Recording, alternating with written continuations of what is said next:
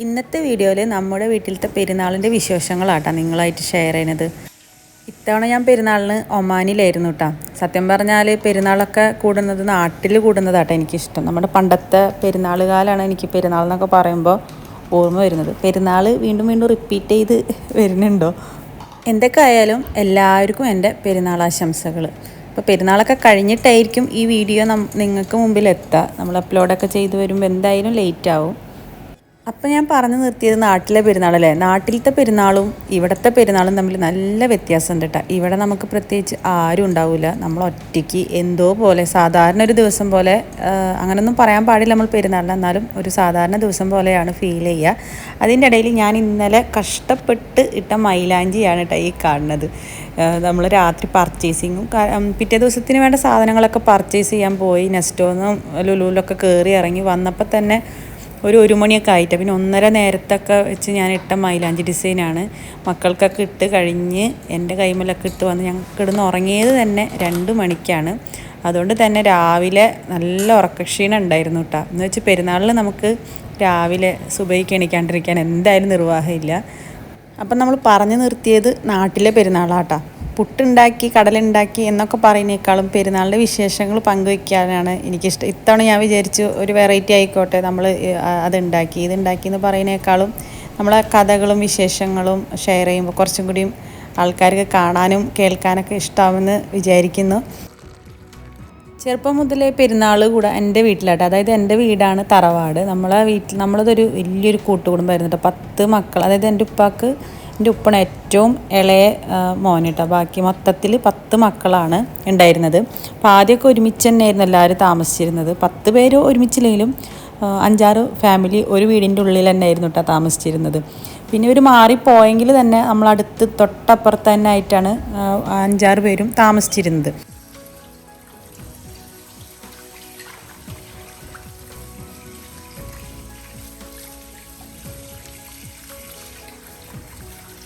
അതിൻ്റെ ഇടയിൽ 2 ആളും എഴുന്നേറ്റ് വന്നിട്ടുണ്ട് കേട്ടോ. ഇവിടെ രാവിലെ ആയിട്ടുള്ളൂ, പക്ഷെ നല്ല വെളിച്ചമുണ്ട്. ഇപ്പോൾ ഇവർ എണീച്ച സമയം എന്ന് പറയുന്നത് ഒരു ഏകദേശം 7 മണിയാണ്. അപ്പോഴൊക്കെ നല്ല പ്രകാശമായി തുടങ്ങിയിട്ടാണ്.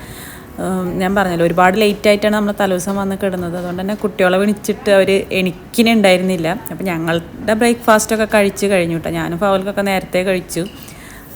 അപ്പോൾ ഇവർക്കും കൂടിയുള്ള ബ്രേക്ക്ഫാസ്റ്റ് ഉണ്ടാക്കി കഴിഞ്ഞിട്ട് ഇവരൊക്കെ ഒന്ന് കുളിപ്പിച്ച് സെറ്റാക്കണം. പുതിയ ഡ്രസ്സൊക്കെ ഇട്ട് കൊടുക്കണം. പെരുന്നാളിന് അതാണല്ലോ വലിയൊരു കാര്യം. കുട്ടികളെ സംബന്ധിച്ച് പുതിയ ഡ്രസ്സ് ഇടുക, ഓർണമെൻറ്റ്സ് ഇടുക, മൈലാഞ്ചി ഇടുക, അതൊക്കെയാണല്ലോ നമുക്ക് ഒരു ഇഷ്ടമുള്ള കാര്യങ്ങൾ. ഉറക്കത്തിൽ നിന്ന് വിളിച്ചിട്ട് എണീക്കാണ്ടായപ്പോൾ ഞാൻ എൻ്റെ പെരുന്നാളിൻ്റെ പഴയ കഥ പറഞ്ഞു കൊടുക്കും. എല്ലാ പെരുന്നാളും ഞാൻ എൻ്റെ പെരുന്നാളിൻ്റെ കഥ അവർക്ക് പറഞ്ഞു കൊടുക്കും. നമ്മൾ രാവിലെ സുബഹിക്ക് ഉപ്പയമ്മക്ക് എണീക്കുന്നതിൻ്റെ ഒപ്പം തന്നെ നമ്മളും എണീക്കും കേട്ടോ.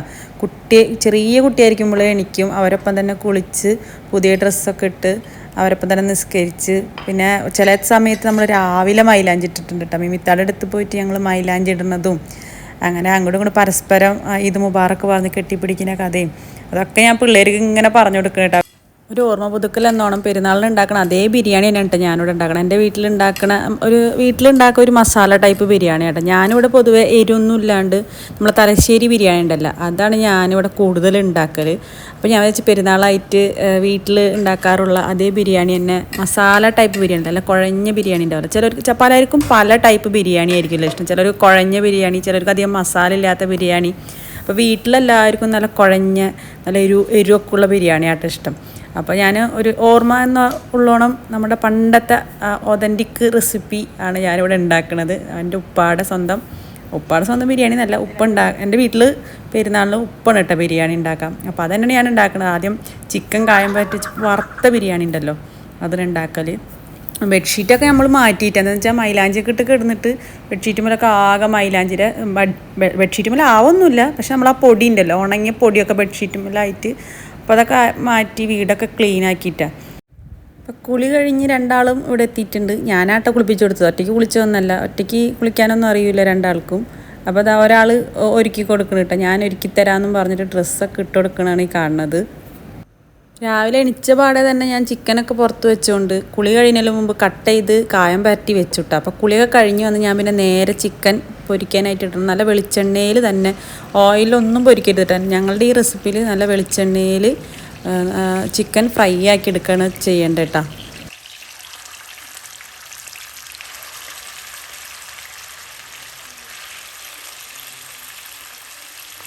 അപ്പോൾ അതാ കുട്ടികളെ കുളിയും കാര്യങ്ങളൊക്കെ കഴിഞ്ഞു കേട്ടോ. ഒന്നാം പെരുന്നാൾ നമ്മളങ്ങനെ കാര്യമായിട്ട് പുറത്ത് പോവുക, ഫോട്ടോ എടുക്കൽ കാര്യങ്ങളൊന്നുമില്ല. അപ്പോൾ ജസ്റ്റ് എന്നാലും പെരുന്നാൾ പുതിയതൊക്കെ ഇട്ട് ഇത് മുബാറക്ക് പറയാട്ടെ രണ്ടുപേരും. അത് കഴിഞ്ഞ് ഡ്രസ്സൊക്കെ മാറ്റി പഴയതിട്ട് കേട്ടോ. എല്ലാവർക്കും ഞങ്ങൾ ഇത് മുബാറക്ക് പെരുന്നാളിൻ്റെ ബാക്കി കഥ പറഞ്ഞില്ല കേട്ടോ. അങ്ങനെ രാവിലെ സുബഹി നിസ്കാരമൊക്കെ കഴിഞ്ഞ് മൂത്തുമ്മമാരൊക്കെ വരും കേട്ടോ. മൂത്തുമ്മമാർ വന്ന് എല്ലാവരും കൂടി ഉമ്മാനെ ഹെൽപ്പ് ചെയ്യാനായിട്ട് വരുന്നതാണ്. അപ്പോൾ രാവിലെ നമ്മൾ ഇഡ്ഡലി, ദോശ, സാമ്പാർ, ചട്നി, ഇതാണ് ഞങ്ങളുടെ മെയിൻ മെനു പെരുന്നാളിൻ്റെ ബ്രേക്ക്ഫാസ്റ്റ്.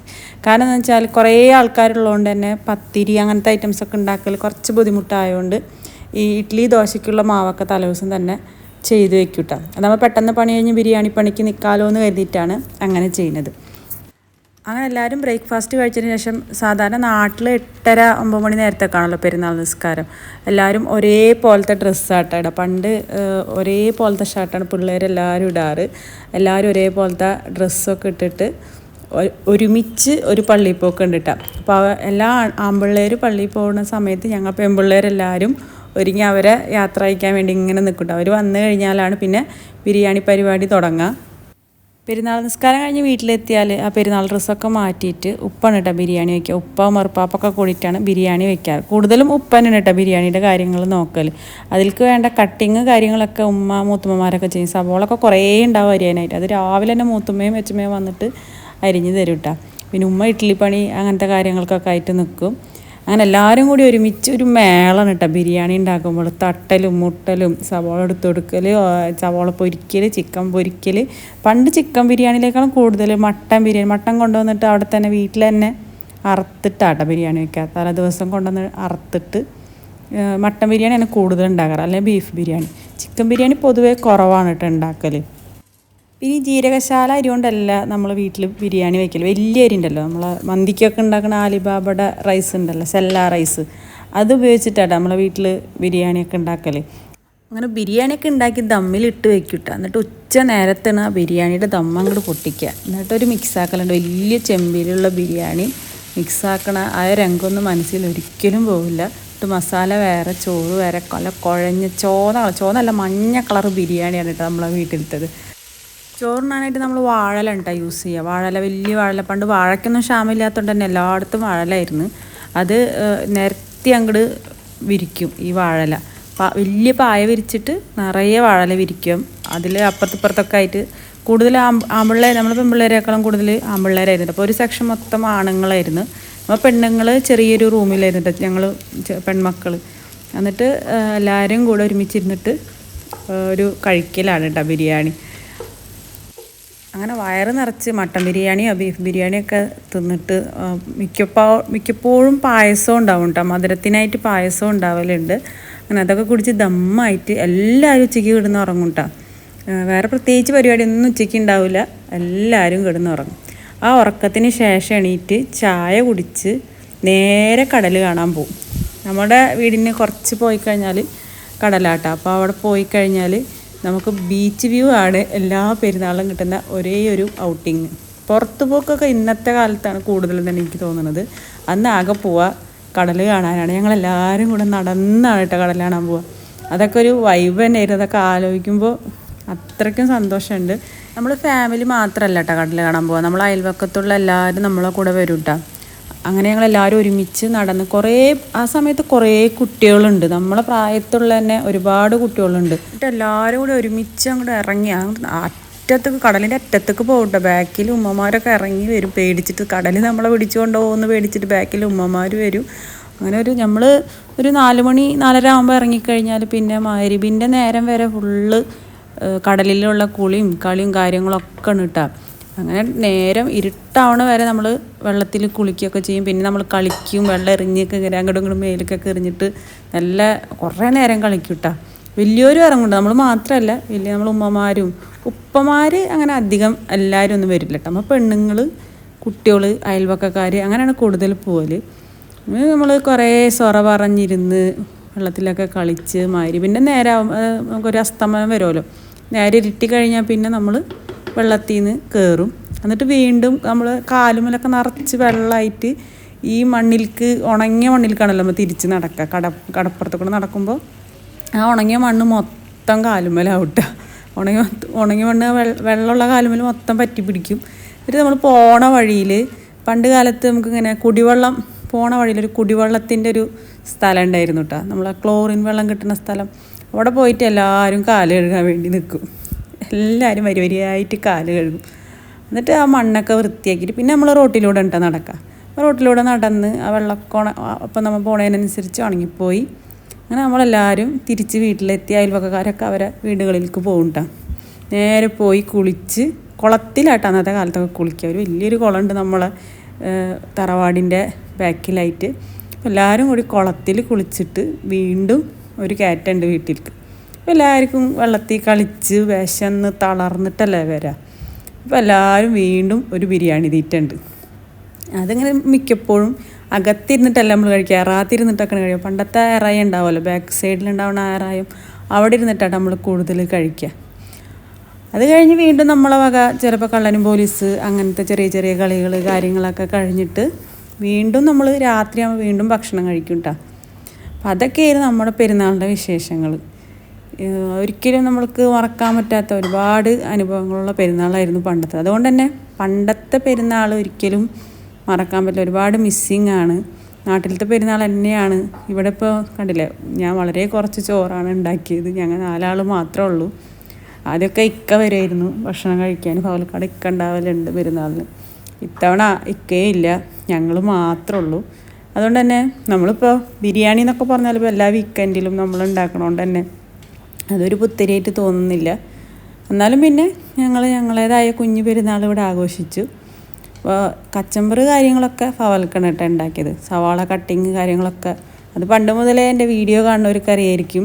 കട്ട് ചെയ്യൽ കച്ചമ്പർ ഉണ്ടാക്കലൊക്കെ ഫവൽക്കാടെ പണിനി. ഇനി നെക്സ്റ്റ് നമ്മളെ ക്ലീനിങ് ആട്ടാ. നമ്മളിതൊക്കെ കഴിഞ്ഞ് കഴിഞ്ഞാൽ നമുക്കൊരു ക്ലീനിങ് ഉണ്ട്. ഞാൻ പണിയെടുക്കുമ്പോൾ എല്ലാം വലിച്ച് വാരിയിടും കേട്ടോ. അപ്പോൾ അത് ക്ലീനാക്കൽ വലിയൊരു ടാസ്ക്കാണ്. അപ്പോൾ എൻ്റെ ബിരിയാണി പണിയൊക്കെ വേഗം കഴിഞ്ഞു കേട്ടോ. ഞാൻ ഒക്കെ രാവിലെ എന്നൊക്കെ സെറ്റ് ചെയ്ത് വെച്ചുകൊണ്ട് തന്നെ വേഗം 10 മണിയാകുമ്പോഴേക്കൊക്കെ ഫുഡ് ഉണ്ടാക്കലും കാര്യങ്ങളൊക്കെ കഴിഞ്ഞു കേട്ടോ. അത് കഴിഞ്ഞ് കഴിഞ്ഞാൽ നമുക്കൊരുത്തിലിരിക്കാമല്ലോ എന്നുള്ളതിൽ ഞാൻ ഇനി ക്ലീനിങ് ആണ്. അപ്പോൾ എൻ്റെ പണ്ടത്തെ പെരുന്നാളിൻ്റെ കഥ കേട്ട് ബോറടിച്ചോ എന്ന് എനിക്കറിയില്ല. നിങ്ങൾക്ക് ഇങ്ങനത്തെ എന്തെങ്കിലുമൊക്കെ കാര്യങ്ങളൊക്കെ ഉണ്ടെങ്കിൽ, ആരെങ്കിലും ഈ വീഡിയോ കാണുന്നുണ്ടെങ്കിൽ കമൻസിലൊക്കെ അറിയിക്കേണ്ടത്. നിങ്ങൾക്ക് പണ്ടത്തെ കാലത്തെ പെരുന്നാളാണോ ഇന്നത്തെ കാലത്തെ പെരുന്നാളാണോ ഇഷ്ടം എന്നൊക്കെ ഒന്ന് ജസ്റ്റ് കമൻറ്റ് ചെയ്യണേ. അപ്പോൾ നമ്മളെ ക്ലീനിങ് കാര്യങ്ങളൊക്കെ കഴിഞ്ഞിട്ട് ഇനിയിപ്പോൾ ഇവിടെയൊക്കെ ഒന്ന് വൃത്തിയാക്കലാണ്. ഞാനിതിൻ്റെ ഇടയിൽ കൂടെ ബിരിയാണിയുടെ റെസിപ്പി കാണിച്ചിട്ടുണ്ട് കേട്ടോ. നമ്മളെ വീട്ടിലൊക്കെ ഉണ്ടാക്കുന്ന ബിരിയാണിയുടെ റെസിപ്പിയാണത്. ബിരിയാണി ഉണ്ടാക്കുമ്പോൾ തന്നെ ഞാൻ സൈഡായിട്ട് നെയ്ച്ചോറ് അപ്പുറത്ത് ഉണ്ടാക്കിയിട്ട് കൊട്ടാട്ടാ ചെയ്തത്. ഞാനിവിടെ സാധാരണ വീട്ടിൽ ഞാൻ പറഞ്ഞല്ലോ വലിയ അരി കൊണ്ടാണ് ബിരിയാണി ഉണ്ടാക്കുക. അപ്പോൾ ഞാൻ വലിയ അരി കുറേ നോക്കിയിട്ടാണ് അതിങ്ങനെ ബൾക്കായിട്ട് ഇവിടെ 10 കിലോ 5 കിലോനൊക്കെയാണ് വാങ്ങാനുള്ളത്. അപ്പോൾ അത് കാരണം ഞാൻ വാങ്ങിയില്ല. എൻ്റെ കയ്യിൽ ജീരകശാല റൈസ് ഇവിടെ കുറേ ഇരിപ്പുണ്ട്.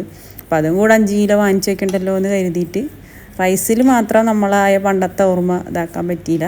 പക്ഷെ ബിരിയാണിക്ക് നല്ലത് ജീരകശാല റൈസ് തന്നെയാണ്. അതുകൊണ്ട് പിന്നെ ഞാൻ അതുകൊണ്ട് ഉണ്ടാക്കാമെന്ന് വിചാരിച്ചു.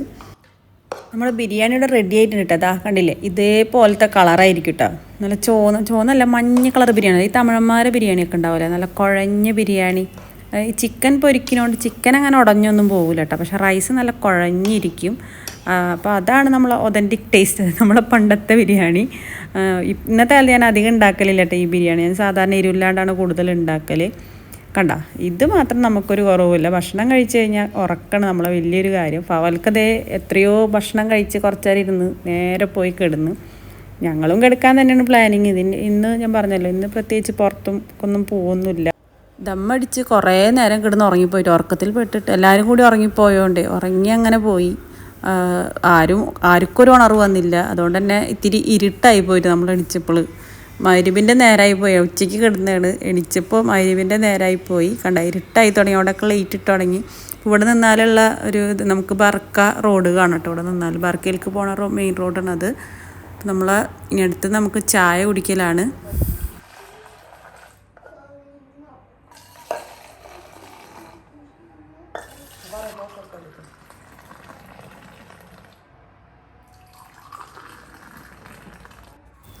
ഇപ്പോൾ പെരുന്നാളിന് എന്തെങ്കിലും മധുരം നിർബന്ധമാണല്ലോ. പണ്ട് കാലത്തൊക്കെ പായസം ആണെങ്കിൽ ഇന്നിപ്പോൾ റെഡിമെയ്ഡായിട്ട് എന്തെങ്കിലും വാങ്ങലാണ്. പായസം ഉണ്ടാക്കാനുള്ള സാധനങ്ങളൊക്കെ ഞാൻ വാങ്ങിയിട്ടുണ്ടായിരുന്നു. പിന്നെ ഞാൻ വിചാരിച്ചു ഇതൊക്കെ വാങ്ങിയപ്പോൾ പിന്നെ ഒരു ദിവസം ഉണ്ടാക്കാമെന്ന്. ഇതൊക്കെ നമുക്കിങ്ങനെ കുനാഫ, മാംഗോ കുനാഫാണ് കേട്ടോ. അത് മാംഗോ കുനാഫ, പിന്നെ ബക്ലാവ, എന്തോ കുറേ സാധനങ്ങളൊക്കെ ഉണ്ട് ഇതിൽ. നമുക്ക് മിക്സ് ചെയ്ത് കുറേ സ്വീറ്റ്സ് ഇവരിവിടെ ലുലുവിലും നെസ്റ്റോലൊക്കെ ഇങ്ങനെ വെച്ചിട്ടുണ്ടാവും കേട്ടോ. നല്ല ടേസ്റ്റാട്ടോ കഴിക്കാൻ. നമ്മൾ ഉണ്ടാക്കണേലും നല്ല ടേസ്റ്റാണ്. അതുകൊണ്ട് തന്നെ നമ്മൾ എല്ലാതും മിക്സ് ചെയ്ത് വാങ്ങുകയും ചെയ്യാമല്ലോ. അപ്പോൾ ഇതാണ് നമ്മളുടെ ഇന്നത്തെ ഈദ് സ്വീറ്റ് കേട്ടോ. ഇനി അടുത്തത് ഇത് സാപ്പിടലാണ് മെയിൻ പരിപാടി. അങ്ങനെ നമ്മൾ രാത്രി ഒന്ന് നെക്സ്റ്റ് വരെ വന്നു കേട്ടോ. എനിക്ക് എൻ്റെ ഡ്രസ്സിനനുസരിച്ച് ഷാള് കിട്ടിയിട്ടുണ്ടായിരുന്നില്ല.